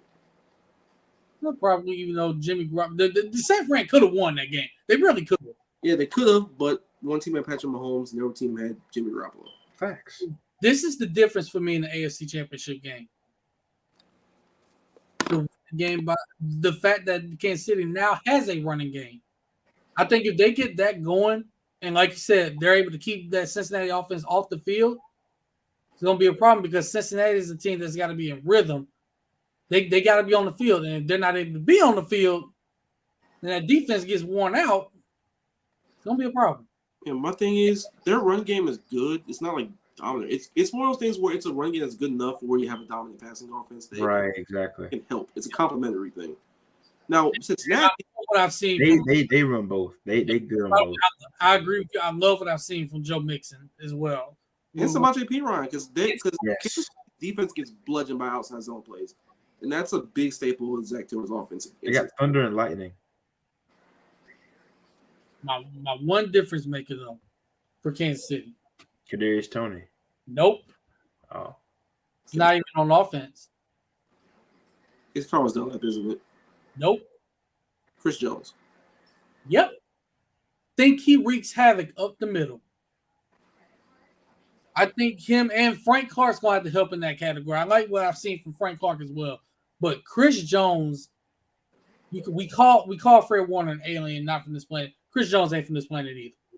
Mm-hmm. Like he's not from this planet either. Like this is a mountain of a man that can generate a pass rush. I'm not calling him Aaron Donald. Nobody is. But just one of those guys where, like Aaron Donald, you can generate a pass rush up the middle. And I think that's going to hurt Cincinnati. I think it's going to throw off the timing a little bit because now you got to deal with him. And receivers are going to have to work even harder to get open. I mean, against that secondary, I don't think it's going to be that hard to get open. I'm not going to lie to you. Well, yeah, it's not. That's my thing, too. I'm like, I think they got too many weapons. Like Chris Jones. I mean, Joe Burrow's used to run. Their offensive line is never good. Right now, it's just hurt, but it's not bad players on there or anything like that. I think it's going to be which quarterback's going to be the most uncomfortable, and to me, I feel like it's going to be Patrick Mahomes. Cincinnati, I don't know what the hell Cincinnati does on their defense, but Lou Ram was a mad scientist. Yeah, and he was not getting the head coaching job this offseason. He better get one next offseason. The man's nice. And by the way, speaking of head coaching, I'm gonna be honest. I thought about this. I think there's a reason why Eric Bieniemy is not getting the head coaching job anywhere else. He has one already. When Andy Reid retires. When's he retire? Well, even when he feels like, okay, it's time to hang it up. One more Super Bowl. Andy Reid's not like exactly a skeleton or anything. He's like 60-something, so which is not old for an NFL head coach at all. That's true. Oh, nice. That's true. But He just looked old for years. I think that's he's what been around since like 99, so it's like Yeah. I think that's what he's waiting on. I think that's the job he's going to end up getting, which would be great because he still gets to coach Patrick Mahomes, and that offense is still lethal. Right. So, we didn't get into any basketball. We didn't really need to because, but shouts out to the Miami Heat for beating the Boston Celtics. You know why they get the basketball? Football on. Yeah, football took over. But shout out to my Heat beating the Celtics. Good W. Good game. GG. Good game. It was a great game, actually. All right, so Jerry, what you said? What? Jerry's picks. Oh yeah, I said the same, Marcus, as yours. Yeah, I got the Eagles, and I got Cincy. Too much Jalen Hurts. I like Miles Sanders. I actually don't like Miles Sanders that much in this game. Really? Actually, that's where the linebackers come in. I like Devontae Smith and AJ Brown in this game more than I like Miles Sanders. You just said it, Marcus. You said you don't like Miles Sanders too much this game. Neither do I. And San Francisco's defense is second in the NFL against the rush. That right there is going to be a problem. I just think the wide receivers might keep him honest. So Lane Johnson's gonna have to be the best player on the Eagles up front. I love Jalen Hurts. MVP. Well, I don't know because I mean it might be a little dicey. Still think he's not a system? No. It's because he got hurt, so he missed a couple games. So it's like I don't know. I mean, a couple players did play themselves into that discussion. So we'll know how that's gonna go. Somebody on the Cowboys said he is system QB. I'm trying to figure out where this came from. Charges. He trumped up charges. That's all Michael right there, but ask him. These are trumped up charges, but I mean, he called him assistant quarterback. His Drake was spiked, so he wasn't speaking with a clear number. He called him quarterback, and he got a bunch of sacks against backup quarterbacks the rest of the season, and then didn't get. And then one game against a bad team in the playoffs, and then went and done. And Jalen Hurts has gotten farther than the Cowboys have in 20 years. Well, that run ends this week. Still farther than the Cowboys have gotten in 20 years. We'll say that. But maybe you guarantee it. Say it again. You guarantee it? No, I'm not doing that. I ain't Charles Gordon. I ain't even guarantee nothing. But I will say this: I feel like if you force Jalen Hurts, and I love him, if you force him to strictly have to throw the ball because they can't get a run game going, I honestly don't know if they can do it. He say he can't throw the ball? No, I'm not saying he can't throw the ball. I don't know if they can, because if you do that, you're playing right in the San Francisco's hands. You got Magabosa coming off one end, and Fred Warner is one of the best blitzing linebackers in the NFL. You playing right in their hands if you do that. Yeah. Also the corners is probably the weak spot of that defense. Throw it to AJ Brown. Yeah, but if he's running for his life, there ain't gonna be no throwing to AJ Brown. Who say he's running for his life? Lane Johnson got him. A hobbled Lane Johnson. Didn't look hobbled to me. He's hobbled. I think the Eagles gonna hold up, bro. I do. Playing with a torn groin. He's already said he's playing with a torn groin. He just said, you know what, forget it. I'm gonna play the rest of the season, and I'll get surgery in the offseason. They literally said he tore his groin, and I know how much right now. So he looked pretty good against the Giants. I will say that he looked pretty good. I don't know how he's feeling, but he looked pretty good. Was Kayvon Thibodeaux? Damn. LeBron flew into the stands. Hey, man. Like, God, I mean, I understand going for a basketball, but that ain't flying into the stands. 57 years old. And still averaging 28 a game. Insane. Oh, and by the way, shout out to Bronny James, who was selected to play in the McDonald's All-American game. Politics. No, I think he earned it. No, why can't the kid actually? The kid is actually good. He is. Like, he's actually good, and he's down to Ohio State, Oregon, and USC. Man, just commit to Ohio State and get it over. We all know where you're going. Wait, how many kids did they have selected to that game? Is that 30 total? I think so. Oh, okay. Yeah. Okay. I know Florida has one on the girls' side. Oh, no. I forgot what her name was, but I think her first name is Layla. I forgot what her last name is, but she signed with Florida. She was selected for the game for the girls' side. Well, we need it. Look, Ray Finley's doing a little something recruiting wise. Yeah. Yeah. Well, yeah. I will say one play I was pissed off about in the Jazz game I forgot to mention. Yeah, I remember when Trevor Lawrence ran the DB over. Bro, why didn't he just go out of bounds? Why didn't he go out of bounds? Well, I mean, it is what it is. It's like Jesus. He did run his ass over, though. I will say that.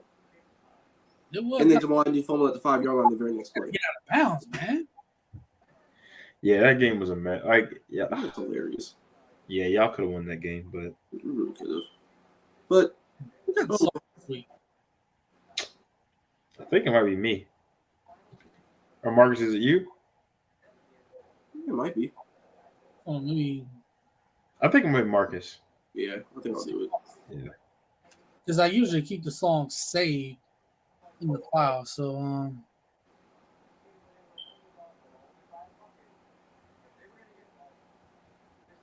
who had Kill Bill by SZA last week? Oh, that was Darnell. It I was. don't know how to. So and before that, who had the Kurt Franklin song? It might have been Marcus. It was me. It was me. Kurt Yeah. Franklin? Yeah. Okay. And before that,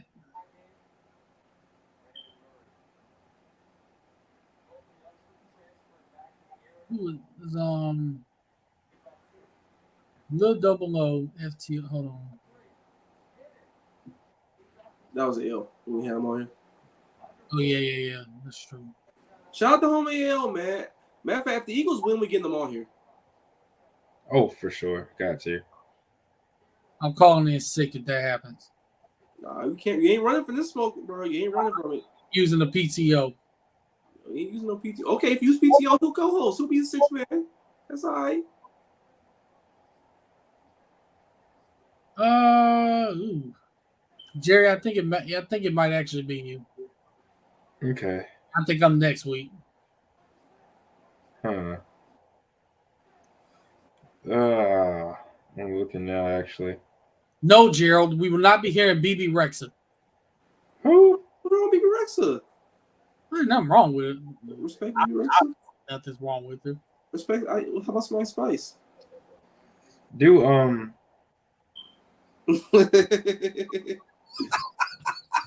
Why are you like this, Marcus? Like, why? What you mean? How I'm like this? I ain't do nothing. Why you like Spice? You ain't fooling nobody. do backseat freestyle with Kendrick. Take it. I like that. Yeah. Speaking of which, you know what song I was listening to that featured Kendrick that I had not heard in so long? The song he had with Schoolboy Q. Hands on the Wheel? Nah, it's not that. Or was he on Hands on the Wheel? No, it was. He was on that one. It's at Rocky was. Yeah. Which one? Oh, God. Collard greens? Yep, that's what it was. That's what it was. Collard greens. You You know what? Make that the song. Lock it in. Collard greens. Locking it in. Lock it Collard in. greens locked in, bro. That was my favorite song, bro. But it just popped up. I don't know what I had my Apple Music on. I just put it on random, just let it play, and it popped up. I was like, "Oh snap! I forgot." Bro, when that song came on, I immediately this got so turned. I like that. I like that. I love that. Man, listen, don't skip to the end. Listen to the podcast, but if you do skip to the end, get Listen to the song. get to that song now. Yeah. Yeah, with that, let everybody know where they can follow you and all your burner accounts and second burner accounts or third. Down below. Down below. Y'all see it. Down below. Follow me there. Now, if the Jags had won on Saturday, this account would not have existed anymore. But it's still here. Yeah, JBreezyII on Twitter, and I am BreezyII on Twitter as well if you want to follow that. And Med Jerry Jr. is my other account on Twitter. If you want to follow me for medicine updates and etc. Oh my God. This man gonna be the first to break the news a new vaccine comes out. Oh my God. Fake black. He's the black fake doctor. Blackface. You call him Dr. Love, man? That's crazy. Oh, speaking of which, I'm glad you said that. You know what we all got to do, right? I know what you're talking about. I know it. You know what we got to do. You know what's coming up next month, right? Oh no. Yes, sir. Yeah, we Now, which podcast are we gonna do this on? Not Inside Floor Athletics. I guess we're doing this one. Well, then again, though, we could do Floor Athletics because it's gonna have some Gator Twitter girls, I guess. I do have some female friends that I met through on this here app that may be interested in talking about this type of thing. Maybe. Okay. I got the perfect idea, y'all. We can do a mental health episode on this podcast. Oh, okay. Inside the Swamp. We got to give the love advice. Yeah. I forgot we did say we were gonna do like a mental health episode, so y'all join in, bro. We can kind of talk about stuff and just. We're not going full fresh either.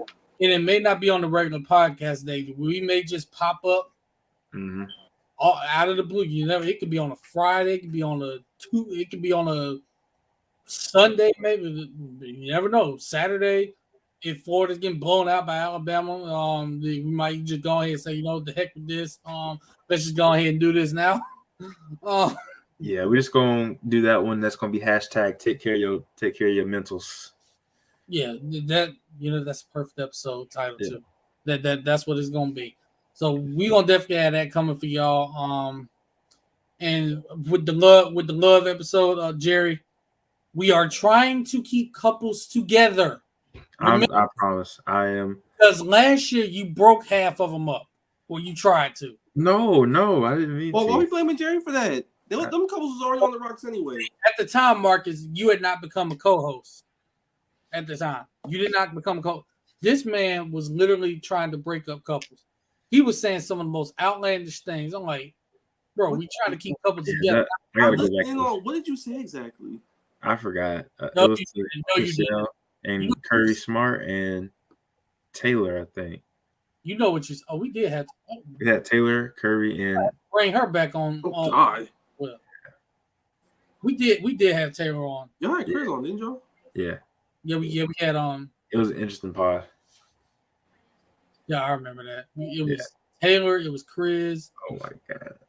Jesus Christ. It was very interesting. But you know what? This shit balls lined up. We gave some great advice. We learned a lot. Yeah. Jerry got put in check because he kept breaking everybody up. I mean, them couples was already on the rocks regardless. No. Jerry was telling all the men to be players. Oh, that's not true. He's lying now. Generational lying. Generational cappery. Am I though? Yes. Yeah. Am I really? Yeah. Okay, so what exactly did you say? I know you remember. You lying when you say you don't remember. No, I don't remember. I can't lie to you. I don't remember. I gotta go back and listen to it. It'll be interesting to hear what I said, though. It'll be easy to find too, y'all. By the way. Rule number one: if you're doing a relationship podcast or doing a podcast in general, do not go full fresh and fit. Ever. Yeah. And we don't want to bring people's relationships on the actual pod. Yeah. We don't want to do that. We're not giving general. We not. Like if you start calling Fresh and Fit or you start calling Andrew Tate, we are timing you out, bro. Or Kevin Samuels. Look, I'm gonna just say this: we not trying to be God rest us soul, Barbara Walters, and just break up y'all relationship on live. Remember the time she had Mike Tyson, Robert Givens on live when she broke their whole marriage up. I mean, he was beating the shit out of her. So I mean, that relationship was all about up. She just expedited they break up right on live. It should have been expedited. Yeah, it should have been, but we not trying to do that. Yeah. Man, all I know is it could be a blessing in disguise, but we could be saving somebody from getting their ass kicked. Yeah. We're just gonna chop it up with some ladies. We don't usually have ladies on here. We should more often, but we try to get some of them, but they be busy. So shout out all our lady friends out there. Man. Shout out to all the ladies out there being busy, getting their money up. Yeah. Independent. Out there saying they don't need no man, all that. Okay, AB Tate. Well, I mean, they out getting their money. Okay, AB Tate. Listen. This is a good place to end this, AB. AB, you're gonna talk yourself in the hole here, brother. Yeah. Yeah, we put the shovel down for y'all, but yeah, put down the shovel, brother. Yeah. Look, I'm trying to uplift y'all. But yeah, follow our Twitter accounts below. Marcus, where can they follow you? Just confirm it. You already know at Marcus Davis 904. You already know. You catch me on both these platforms. You'll catch me over at the homies over at Wrestle Period. You know, I got my Wrestle Period chain last week. So catch me over there too. You got your what? I got my Wrestle Period chain. You know the homie Ayo, the podcast they be hosting and stuff. Oh, you a co-host now? I'm the sixth man. I'm on the team. Oh, so you Lou Williams. Yeah, right. Sweet Lou. Sweet Lou, man. I'm that fat man. I'm the microwave. I'm Vinny Johnson, not this thing. Oh my God. Magic City Sweet Lou. Hey, Lemon Pepper Lou, man. The GOAT. By the way, real quick before I tell y'all where to follow me. Guess what my wings were tonight? Lemon pepper. They look like it. They were elite. You told us they were lemon pepper in the text. I honestly did that because I was just waiting for the jokes for them. I thought they was gonna have the jokes, but thankfully they didn't. Bro, I love any chicken is good chicken. Yeah, I'll take all type of chicken. Any chicken is good chicken. So you'll take KFC chicken. Yes. We from round the way. Chicken ain't cooked all the way in the time. Man, we taking KFC, we taking Bojangles, we taking. I'm not eating KFC chicken. That chicken don't be cooked all the way. Them little small wings from KFC. Them 11 herbs and spices be hitting on something. I'll let you know that. Bojangles be all right. Church's chicken, they be having genetically enhanced chicken on the what. We don't have a Bojangles in Pensacola. I'm mad. And then we don't have the Raising Cane's. The closest Raising Cane's to Pensacola is in Mobile. So to me. All the way to Mobile, drive all the way back. My food gonna be cold. Oh, by the way, speaking of fast food restaurants, y'all ever been to Culver's? Bro, yeah. Got 2 of them here. You have 2 in Pensacola? Yeah. It's okay. Bro, I was today is all I found there were Culver's in Jacksonville. I had no idea. Mm-hmm. Where is it? That's by is that in the Atlantic area? Or is that Atlantic? All that. That's one in Orange Park, one in Yulee. Yeah. Have you been there yet? Have you been there yet? I just found out they had them today. Get the ice cream. I heard the custard. That custard is elite. That custard is elite. Give me a butter burger and some custard. Don't get their chicken nuggets or chicken tenders though. Chicken tenders are not. I'm never getting chicken tenders. But they almost got it, but chose not to.